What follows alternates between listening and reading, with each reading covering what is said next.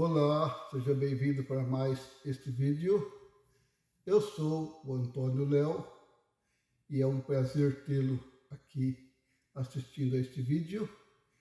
E é muita honra para mim contar com a sua preciosa audiência. Como está aí no título, a pergunta é: por que as testemunhas de Jeová têm medo dos apóstatas? Eu diria que eles não têm medo, eles têm pânico, eles têm horror. Sabe quando a gente sabe de alguma coisa que está para acontecer e aí de repente dá um estalo e aí parece que aí fica mais assustado ainda. É mais ou menos assim que funciona. Mas vamos aqui delinear um pouco a respeito disso, fazendo uma comparação.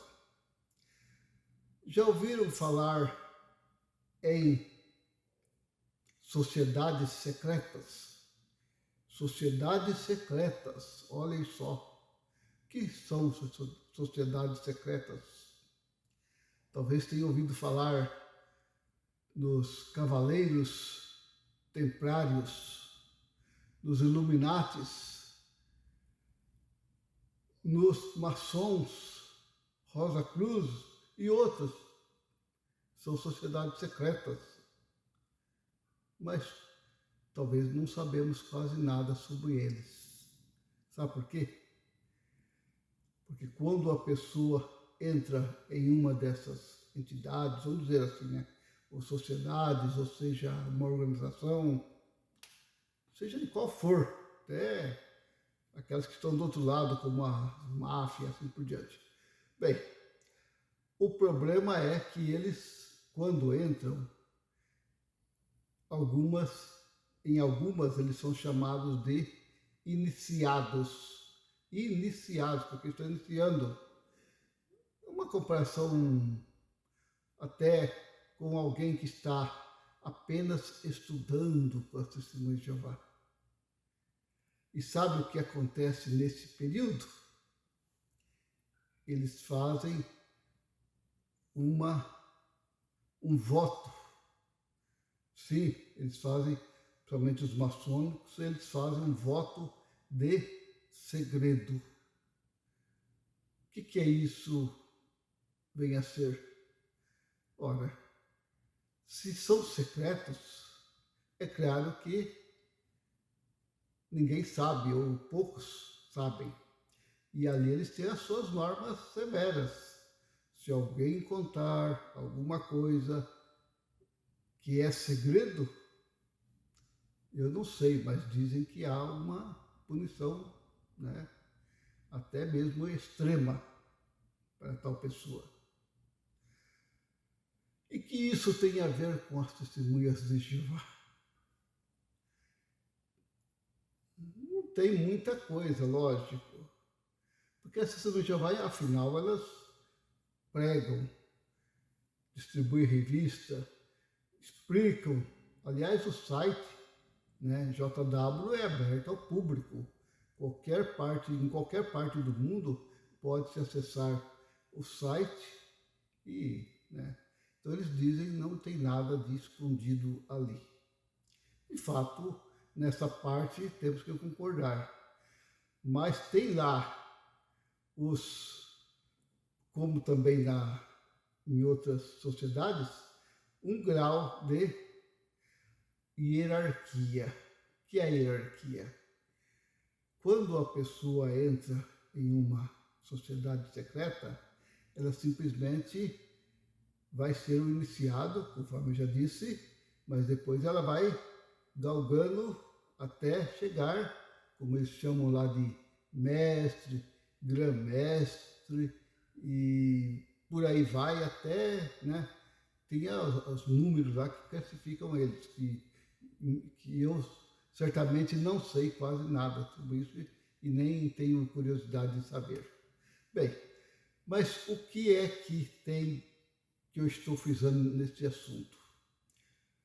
Porque em ambas, todas as sociedades secretas, como também das Testemunhas de Jeová, a pessoa não tem uma saída honrosa. Entenderam o ponto? Conforme eu disse, nas sociedades em geral, quando uma pessoa, como no dizer popular, pisa na bola ou dá com a língua nos dentes, aí a punição pode ser muito drástica. Lógico que as Testemunhas de Jeová não é assim, mas, como eu disse, também entre as Testemunhas de Jeová ninguém tem uma saída honrosa. O que a gente esperaria de uma pessoa que trabalhou ou contribuiu para com uma firma, uma empresa, né? Qualquer sociedade, e depois chega um dia ela fala, acho que eu vou passar para outra empresa, aqui não está dando mais certo, então aí faz as formalidades conforme cada empresa tem, não é mesmo? E qual é a formalidade que acontece? Geralmente a pessoa vai lá, despede dos colegas, despede até do chefe, enfim. E houve casos de pessoas que eu vi que aposentou e até fizeram uma festa de despedida. Então, ele teve uma saída honrosa, podemos dizer assim. Mas qual é o modo pelo qual as Testemunhas de Jeová saem da organização? Simplesmente eles vão lá na frente e diz, fulano não é mais testemunha de Jeová. Não é assim? Porque isso tem a ver com essa sociedade que estou citando. Porque lá não é assim, não sei. Mas dizem que se alguém mencionar ou contar ou, sei lá, dedurar, o termo que queira usar aí, né? Não é nada fácil depois a vida para tal pessoa. Houve casos de que a pessoa chegou até mesmo a ser, como diz, uma vítima, né? E não se sabe por que ela teve aquele fim. Acho que entendem, né? Porque no YouTube a gente não pode falar certas coisas. Bem, mas o ponto é porque eles têm medo, não dos apóstatas, porque a palavra apóstata, se quiserem conferir, ela não existe nos escritos hebraicos. Aí, só na tradução do Novo Mundo, que ela aparece algumas vezes, pouquíssimas vezes. E não é traduzida pela palavra que outras Bíblias usam, né? Outras Bíblias usam a palavra hipócrita, isso mesmo, hipócrita, que não tem nada a ver com apóstata. Mas eles deduziram que deveria ser assim, por quê? É lógico, porque eles não querem que outras pessoas saibam daquilo que eles aprontam, vamos dizer. Porque eles falam abertamente mentiras e ninguém pode contestar. O dia que você contestar uma vírgula numa publicação deles, você é considerado, talvez não de imediato talvez uma advertência, mas torna-se um apóstata.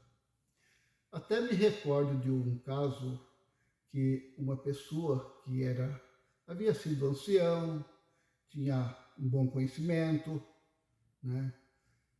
E aí depois, lá pela década de 80 mais ou menos, ele conversando assim com as pessoas, soltou algo que foi interpretado pelos anciãos como apostasia. Sabe o quê? Simplesmente porque ele disse que ele estava querendo se mudar para outra cidade, porque os seus filhos, né, deveriam estudar, onde poderia ter cursos para eles. Ele também queria expandir os seus negócios, tal, bom. E aí, mas a palavra que ele usou assim, isso eu vou fazer porque, e se o fim não vier logo? Pelo menos eu estou precavido. É errado? Não.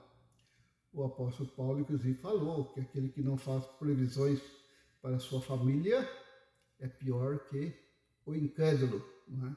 1 Timóteo 5:8.